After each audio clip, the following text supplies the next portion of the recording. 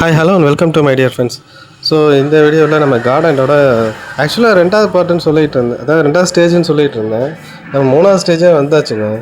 இந்த ரெண்டாவது ஸ்டேஜுங்கிறதே 4 பார்ட்டு தானே இருக்குது. இப்போ நமக்கு வந்து ஆக்சுவலாக மூணாவது ஸ்டேஜே முடிய போகுது.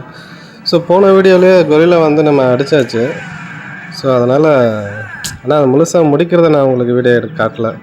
ஸோ அதனால் இந்த டக்குனு சும்மா ஒரு நிமிஷம் தான் இந்த கொரில்லா முடிச்சுட்டு நம்ம அப்படியே அடுத்ததுக்கு போயிடுவோம்.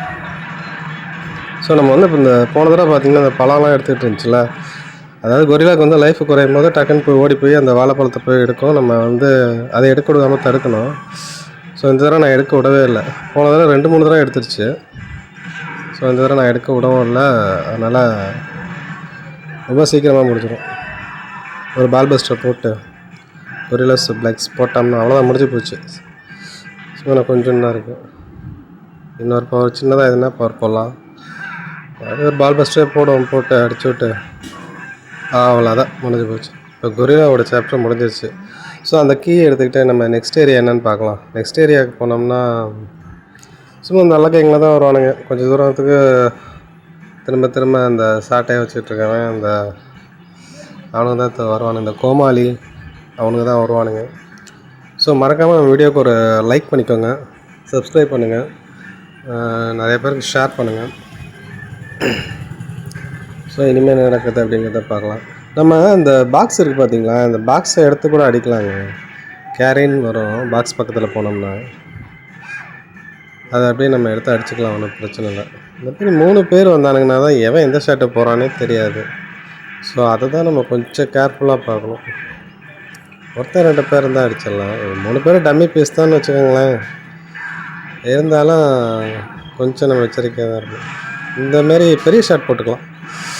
இந்த மாதிரி ஷார்ட் பண்ண 2-3 பேர் இருக்கும்போது இந்த மாதிரி ஷார்ட் போட்டால் நமக்கு கொஞ்சம் ஈஸியாக இருக்கும். ஸோ அப்படியே போயிட்டு முன்னாடி போவோம், மறுபடியும் கேரி பண்ணிக்கிட்டு. அந்த சிவிலியன் வந்து டார்ச்சர் பண்ணிகிட்டு இருக்காங்க பார்த்தீங்களா. ஒருத்தனை வந்து தரையில் படுக்க போட்டு அவனை 2 பேர் அடிச்சுக்கிட்டே இருக்கானுங்க பாருங்க. ஸோ அந்த சிவிலியனை காப்பாற்றினா நமக்கு வந்து ஒரு சில காயின்ஸ்லாம் கிடைக்கும். அது உங்களுக்கு ஸ்டேஜ் முடியும் போது உங்களுக்கு எல்லாம் மொத்தமாக காட்டும். அப்படியே அடிச்சுட்டு போயிட்டே இருக்க வேண்டியதான். தடுக்கிறா பாருங்க.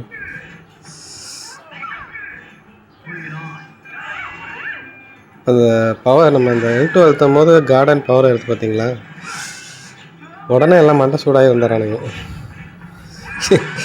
ஒருத்தன் மேலே ஏறி ஒருத்தன் தாவி வராமல் பாருங்க. இப்போ கோமாளியும் சேர்ந்துக்கிட்டான். கோமாளி அவன் பாருங்களேன், பார்க்கவே ஃபன்னியாக இருக்கான். அப்போ வந்து நம்மளை வந்து அடிக்க வராமல் பாருங்க. இந்த மாதிரி ஜம்ப் பண்ணி உருண்டு வருவாங்க. அதுவும் சிக்கலாக இருக்கும். அதுவும் நம்ம பார்த்து தான் ஹேண்டில் பண்ணணும். அடிக்க விழுந்துட்டான்.